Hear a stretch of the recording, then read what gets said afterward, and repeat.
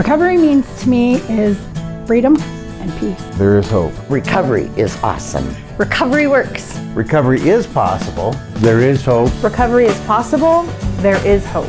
Recovery to me means freedom. Recovery is possible. Recovery works. Recovery is always possible. It's fantastic. Progress, not perfection. Recovery is possible. Recovery works. Recovery is a journey, not a destination. Hello, welcome to Montana's Peer Network Recovery Talks podcast. I'm Jim Hajny, Executive Director. Thanks so much for tuning in to another episode. Now, today on Recovery Talks, I have a special guest, and Heidi is someone who I met through peer support training. She came into the class, and I just really right away liked her. And I remember saying, hey, we need to get you on for a podcast. Heidi is a wife and daughter, sister, stepmom, friend, mom to 3 girls, and she has agreed to come on so we can just talk about mental health recovery. Welcome, Heidi. Hi. I appreciate you taking the time and the courage to come on. I was saying this in the warm-up. We don't have enough members who want to come on and talk about mental health, and so thanks for being willing to do that. Yeah. So Heidi, how let's start with, I talked about how, you came to Peer Support 101 training. What was your interest in coming to peer support training? Let's just start there. Okay. Well, I was diagnosed with schizophrenia when I was 16. I've also accumulated PTSD, anxiety, and depression. And through my recovery journey, I had met my husband, which now we live in Billings. He first got LC, the chemical dependency, and then he went to master's and got his social work. So he is a therapist. Okay. So that was kind of my journey into recovery, was learning through those skills through my husband going to school and learning, and kind of working together in mental health. And I just felt like he told me about peer support. And I felt like that was really, I could really do well in that with my recovery journey, and teaching everything that I've learned to help other people, and connecting and validating is so important in building relationships that I feel is a missing piece in recovery that my husband had shown me through our relationship of the healing journey. Yeah. That's great. Now, I don't suppose it was always like that, though. You got diagnosed, you said, when you were 16. Oh, yeah. Yeah. 1994. Okay. That's when I got into recovery, in 1994. Yeah. Things were a lot different. Oh, yeah. I actually ended up, I was in the hospital so many times that they told my parents that I'd never get out. And that's how I ended up on SSDI, because my parents had ran out of money and I was in the hospital, and, so that's how I ended up on SSDI, was just a lot of hospital visits back in the 90s. And a lot of drugs, trials of the old antipsychotics of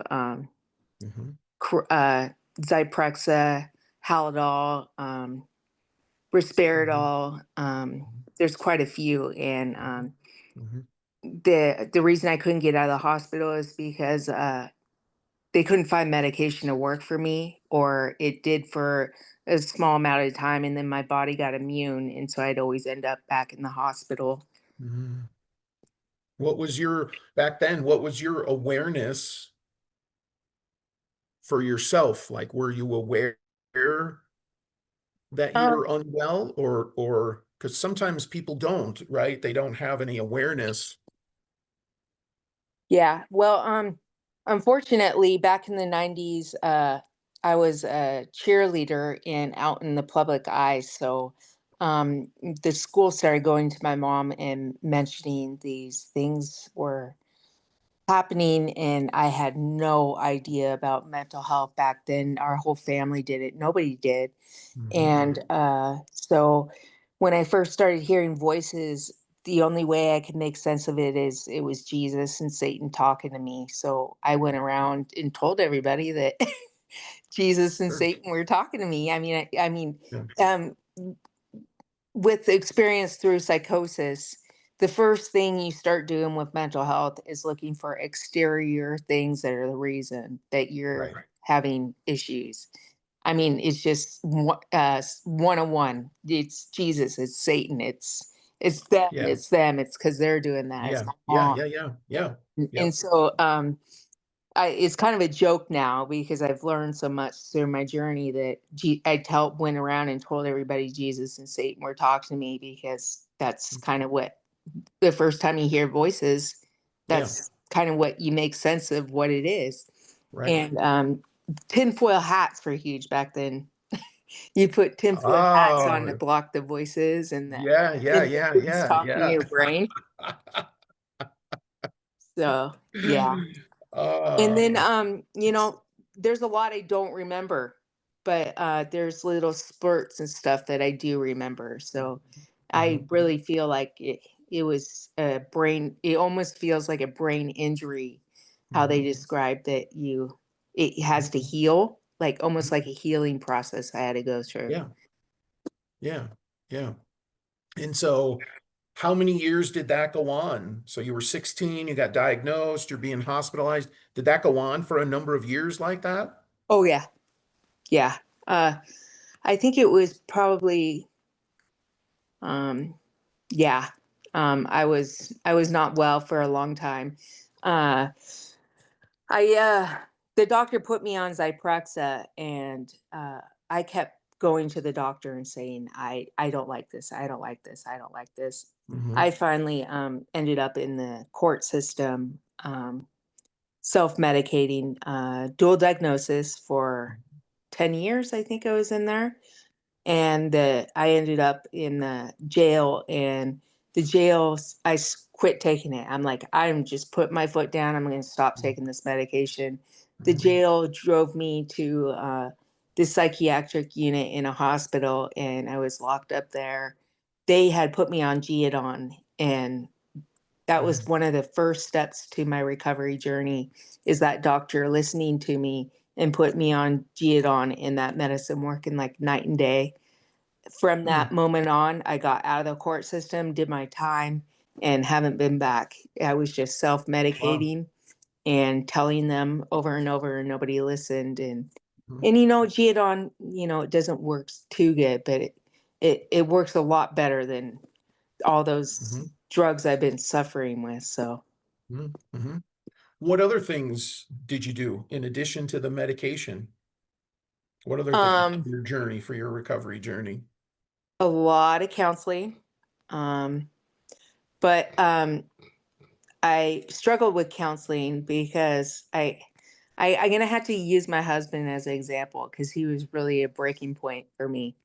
Mhm. When I met my husband and he started teaching me skills and teaching me awareness of mental health, I Mhm. said to him that I feel like everybody just kind of like pat me on the back. It's okay. I shouldn't swear, but you're a piece, not very good person, and just kind of pat me on the back when I Yeah. was looking to be able to change who I was, to be Right. able to feel that I was a good person. Instead of, I just Yeah. felt like people were just pat me on the back or giving me a slide or a a pass, or and Right. and I was looking for that from my husband to change my ways so that I Mhm. was happy with who I was. Mhm. And he Mhm. teaches act therapy. which is acceptance and commitment therapy. It's Mhm. by Stephen Hayes, and I really like his therapy. Stephen Hayes did all these studies through all these years, and then finally put in all the stuff that like made differences and changes, Mhm. and it's backed up with like science and evidence and stuff too. So Mhm. You're the evidence. yeah, I mean, you're the evidence, right? I yeah, mean, I mean, really, you are. You are.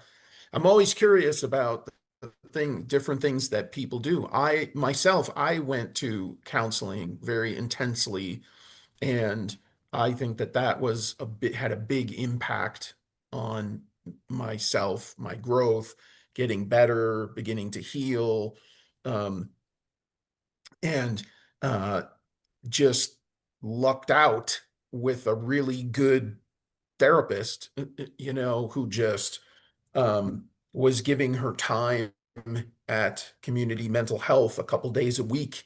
She had a private practice, but the impact, of somebody, just what you said, somebody who was actually listening and not just moving me through the hoops, because yeah, since then I've had other counselors who just kind of do that. They just sort of move you through the hoops, and I don't know, I get a sense of it. Did you get yeah. like, I did. yeah, yeah, and it was not it was It not was like something's missing. yes, yeah, yeah, yeah. I always, as a peer supporter, I always ask people about counseling. Do you go to counseling? And it's kind of mixed. I mean, some people do and some people don't, but I think it's crucial to go and commit to it and um, do the process. Whatever model they're using. Mine was cognitive behavioral therapy. That was big right in the mid 90s. They're still using it today, but I always ask people that. And I think it's very, very helpful, because like you, I was on medications too. And I just found them very disruptive. I couldn't function. Hmm. I Well, I couldn't. think I think you and me can relate. In the '90s, there was a big movement that they just kind of like drugged you up too. I mean, that's Yes, how they yes, controlled you. yes, So yes. I can remember getting on, there was one drug I got on, and I can remember I had to take it twice a day.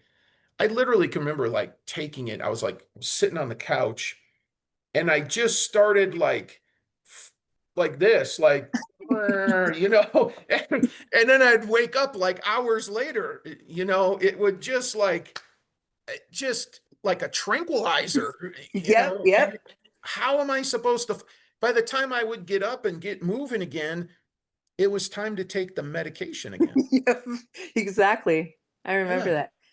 My dad made me a underwater alarm clock to try to wake me up so I could go to school because I couldn't wake up with the medications. yeah. So he made it looked like a bomb when he made it because it was like a alarm clock and it had wires to this like really loud alarm trying to get me to wake up. So Yeah.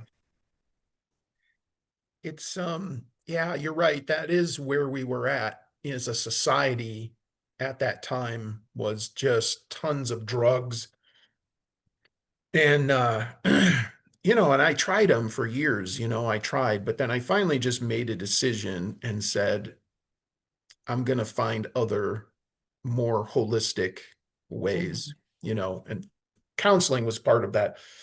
Getting outside in nature was really helpful Yeah, for me. But yeah, the medications, just that was not, because I was in and out of a psychiatric hospital. I had 3 hospitalizations in the 90s.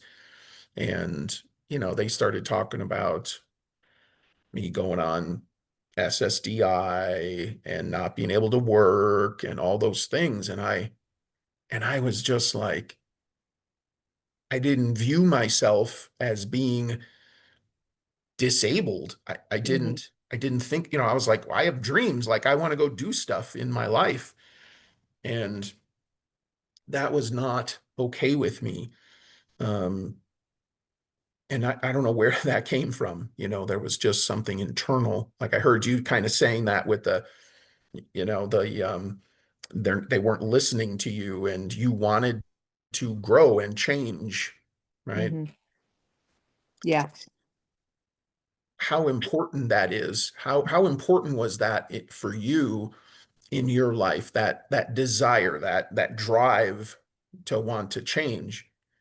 Yeah. I mean, it was like what I mean, I have past memories when I did get out of the court system and they put me on Geodon at that psychiatric unit. I was 31. And so, and then I was locked up at 16. So all in between there is when they had me on that Zyprexa, and I just felt like I was telling them like this is not it. I wasn't Yeah, right, and yeah, um, they were just passing me through all the systems, the court system, the mental health system, the county system, yeah, the and I felt like it was just being passed around, and I've been telling them until that one time that one doctor listened, and that was kind of where I'm at. That I feel that now my priority is to put work. My number one priority is to put work into my mental health. My whole life is based off trying to um, maintain my mental health. And I look around, and some people that's not even on their radar, or that so much of right. their life has nothing to do with mental health. And it's so hard for me to comprehend. And, Hmm. I think there was a part of me that felt like I didn't want to put energy and time and work into mental health. Like, there Hmm. was a part of me that was like, I don't have to, until the point that I realized that I was the happiest and healthiest when I did put the work into my mental Right. health. And Yeah. now it's just like, it's a no brainer. Like, why isn't everybody else doing this? So, Right. Right. Yeah, exactly. Exactly. Yeah. I mean, I think for me, part of it is the system itself.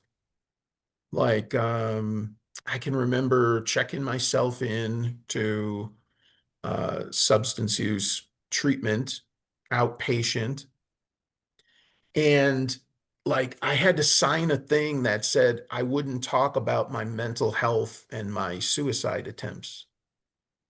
huh. I mean, that's how separated it was, that you couldn't talk about your mental health because, oh no, we're just here to talk about your substance.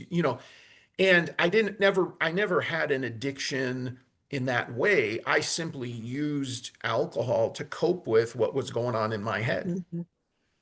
And you know what? That stuff usually works better than the medication they're trying to Yeah, give us too. So why exactly. why is everybody That's right. in the court system using other legal Yes, substances? that's So right. That's right. Because it works, yeah, because it works. It's not healthy. yeah. It's not healthy, but it does work. And Hmm. and I think when I look at the system, I look at our society, and I think, well, that's why so many people are turning to substances. That's why we have all these issues, is that we're trying to make it about the symptoms. And if people, geez, would just stop using substances, their life would magically get better. But you and Hmm. I both know that doesn't happen that Hmm. way. Well, when I told you that I was in the court system, they tried to put me in a normal chemical dependency clinic, and Mhm. I was in a small town, and they eventually had changed the chemical dependency with me and a bunch of other people to dual diagnosing. Like, Yeah, they realized that they needed there was so many people that they needed to right. make it the mental health. Yes, It was yes. the chemical dependency breakthrough in my small town. Yeah, yeah. I think the system still struggles with that today. I really do. I think the providers still struggle with that. They're traditionally a substance use provider, and they're still trying to figure out how to integrate the mental health. And to me, substance use is a part of mental health. It's the other way around, Yeah. Uh-huh.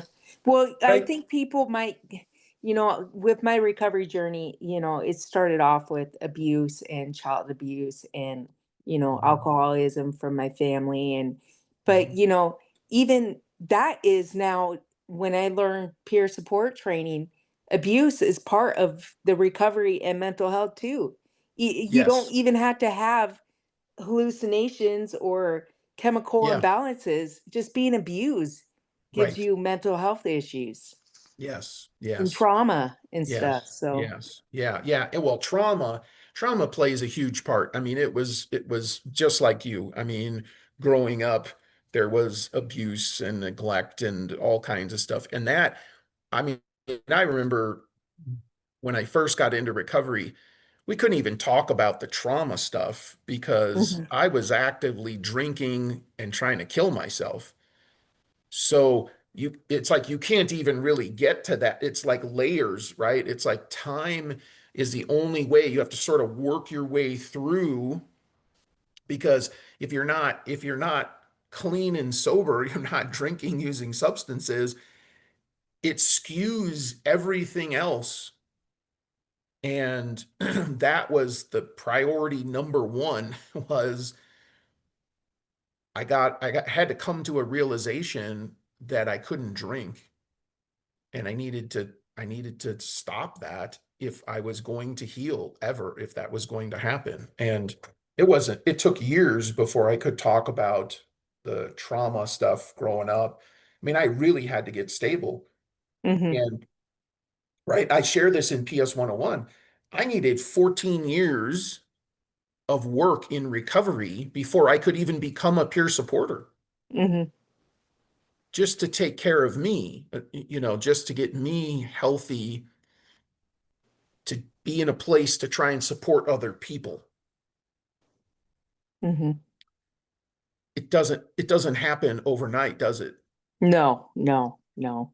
And you know what? I keep getting. It's like when I had my kids, I had three of them 18 months apart, and I was thinking about when they get a little older, so I can have my own space and kind of because it was just so traumatic. Three babies in diapers, daycare, working, taking care of the house, trying to survive. Yeah. Um, and then once they got older, I'm like, oh my gosh, I feel like I started making up issues or just, all of a sudden issues just keep coming up. Like I was always trying to get to a place where I had healed and I could just live comfortable life, but it's like all these issues, they just keep coming up. And Yeah. some, I even felt like I might have even been making some of them up. Like, Mm. Well, there's definitely that factor, I think, with mental health. I feel this way that, and this is how I describe it. Tell me if you have this experience. But there's times where I don't trust my own mind. yep.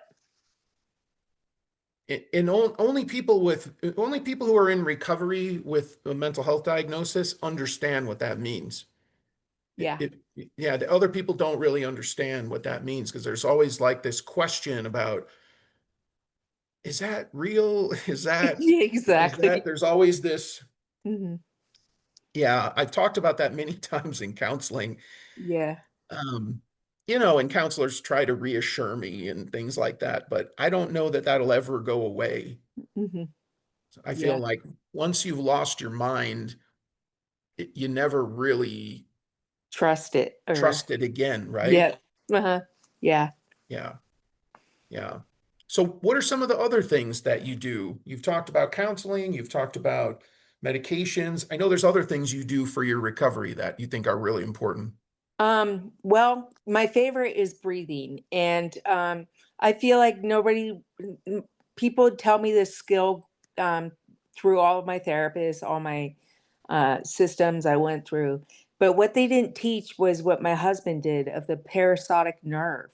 There actually is a right way to breathing that works with that nerve that actually gives you that calmness. So I would Mm, suggest somebody to look up the science of breathing to I think you actually fill your stomach up and breathe. And then so I do a lot of breathing. And my favorite is D&D. I love Okay. playing D&D. Nice. It's really nice to walk into a room and there is a fantasy world. You can play anything you want, nothing attached. And sometimes I even catch my brain going, no, that's not right. It can't work that way. And then I have to be like, nope, and defuse it, turn it off, and be like, I can do anything I want in this world. So, Right. Right. Right. and that's kind of act therapy is diffusion is you can't stop the thoughts that come in your brain, but Mhm. you can um, defuse them. Like I think one thing I did struggle with from the 90s is kind of white knuckling it and kind of being tough. And you don't have to do that anymore. Diffusion, you let the thought come in, but then you let it go. It's just kind of there's no the best thing I like about mindfulness is there's no opinion or um, it's just a really settling feeling of mindfulness of Mhm. no I don't know how to explain it, but I it's I think you're doing great uh, explaining it. yeah. I think you are explaining it. Yeah. No judgments Yes, on exactly. it. No judgments. That's the big one. Everybody judges. We judge everything all the time, Yeah. right? And we think, why Yeah. am I thinking this? Or yeah, Yeah. yeah, And then yeah. huh? Go ahead. Go ahead. What else do we do? I like to run. Before I met my husband, I wondered why I love running. I I I used to do 7 miles. I just got up to 5 again. But EMDR is kind of healing. Is I did a lot of that in my healing process, and it's bilateral stimulation. And you have a therapist kind of walk you through a EMDR session, and you work through some issues, and it seems to kind of do some things in your brain and really opens up some really pathways that you couldn't do before from your trauma. And so Mhm. I feel like I kind of caught on to running the bilateral stimulation of the running because they Yep. say they kind of caught on to it back in the day of drum circles or Mm. walking or Yep. dancing or Yep. humming and singing. Yep. Yep. And so I've always went back to running because it just was so soothing Mhm. before I found any of this stuff that helps me nowadays. Yeah. Mm. Yeah. Well, that movement, it's the movement because I'm a big hiker. I like to hike, and it's that movement. And it was Yeah. the same thing. My counselor said after our session, before you go home, I want you to go into the woods and take a walk. And that's literally how I got into it. Instead of just jumping right back into your life after a session, go take some time and do this. And I mean, it was almost instantaneous. I felt the effects and it was like, whoa, what is this? Hmm. And that led me to do more walking, connecting with nature, and then eventually into hiking. And then that's what ended up bringing me west to Montana and Yellowstone National Park. And Mm. I feel really good when I'm getting out regularly and hiking, and it's that motion, that back and forth Hmm. motion, and it allows me to work through whatever's whatever's bugging me at the time. Yeah, so I can see the running. I can understand the running. It's the same thing. You're just going a lot faster. Yeah. And then we do a lot of working out too, and there's a lot of science based on that with the dopamine and the um Mhm. I mean, the science is just saying that exercise and working out is just so healthy. So Yeah, yeah. And how about food? Do you do stuff with food? What about your diet? yeah, I come from Washington, so early on, I've kind of always attracted to greens and meat and herbs and spices and pesto. I love pesto. um, and so we eat a lot of vegetables and meat and kind of we have a cheat date like once a week because we're trying to get our kids involved too. Because Right. you know, it. I feel like once you get older, you find this lifestyle, so we're trying to embrace it with our kids early on. So, Yeah. um, Yeah.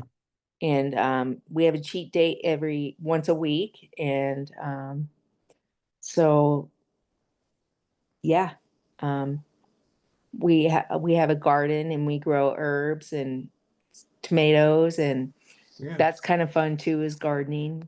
Yeah. Um, Yeah. Pumpkins for Halloween, and uh, me and my husband got some grow lights, and we back in Washington, when you go like in the hike in the forest, you pick little roots and then you bring them back here and put them Mhm. in the water and under the light, and then we can grow them and then go Yeah. plant them out Yeah. in the garden. Yeah. That's And great. we kind of do that back in Washington. We kind of give them back to each other from our yards, or and then you start growing it, and it's kind of like you're sharing. Right. Right. And I think then, diet plays a big part in people's mental health oh and yeah. society in general, just a lot of sugar, a lot of processed foods. Hmm. And for me, I know my diet, it really wasn't, I wasn't conscious about it, but it started with when I stopped drinking and I went to treatment. Part of treatment, you begin to learn about all the money you're spending and all this stuff. But this realization that alcohol is full of sugar, and then I was the type of drinker that drank mixed drinks. So then I was adding more sugar. And so I get sober and I'm eating candy constantly. And I came to this realization, oh my gosh, it's because I was taking in so much sugar all the time. My body is craving this sugar. And so weaning myself off like soda, and today, 30 years later, I'll occasionally have a soda. Like I had one yesterday. I went out to lunch, had a soda, but I don't drink it very often. That was something I started early in my Hmm. recovery without even realizing at first, like kind of really what the benefit was going to be, and Hmm. drinking more water instead, Yeah. stumbling on these things. And now there's all kinds of studies coming out about, how sugar's not good for you, Hmm. and soda pop, people drinking soda all the time. And Hmm. yeah, I won't eat sugar. I treat it just like my other addictions. Cause I just, I don't like losing the control of the cravings and stuff. If I just don't yeah, eat it, then I don't crave it. And so once right. I eat it, it's always about the sugar craving. So. Yes, yes. And it just keeps coming back and Mhm. coming back and coming back. I know, I know. I think it's another big one. I mean, it's another really big one. I think people who are struggling with mental health issues, I think diet is one area to look at. And again, it's not something the system will even talk to you about. They don't even Mhm. examine those areas of, hey, maybe we should look at your diet, like a food journal, and what are you consuming and how is this playing into the way you feel mentally, physically, emotionally? Yeah, I think they overlook that people can use food for comfort now, yeah, and that's kind of what I was seeing with my kids, of why we kind of started being more uh, communicating more and talking and bringing more awareness of our eating skills and stuff, because they would just like go get a bag of chips and just sit there, and they were just doing it to feel better instead of yeah, other thinking about other mental health, healthier mental health ways to yeah, make yourself feel better. So. yeah, yeah, yeah, yeah. And I think getting, you mentioned some things like D&D and gardening. I think that's another area too, don't you, with the recovery process, healing process, getting interested in these other things, and it expands your world, right? It Oh expands yeah. your world so much. Yeah. Now because I didn't know about sci-fi until I met my husband. I kind of thought it was stupid at first, and now I'm like, oh my gosh, this whole world I've been missing. Right now we're watching Alien Earth. Have you seen all Okay. the aliens? Yeah, It's yeah, kind yeah, of yeah. like a pop culture and Yeah, sci-fi. yeah. And Alien, oh my gosh, it's so freaking awesome. We're really enjoying it. So. It's good.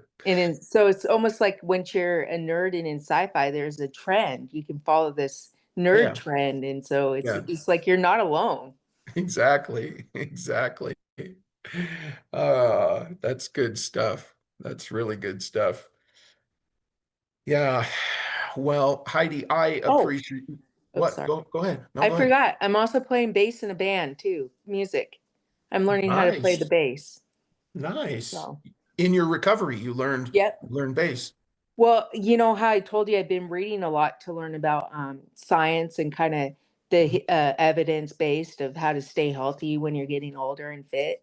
They said Yeah. to not get Alzheimer's or dementia, you need to pick Yes. up new things and learn new things. So I picked Yeah. up the bass, and it's my way of not getting dementia or Alzheimer's. So I love it. What kind of music do you guys play? What's the band play?